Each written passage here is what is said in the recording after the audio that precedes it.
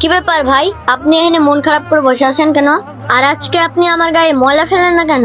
ভাই, যেদিন থেকে আপনার গায়ে ময়লা ফেলি সেই দিন থেকে আমার সাথে রুমান ভাই তোমার দুটো ফিঙ্গার এনেছে। দেখো,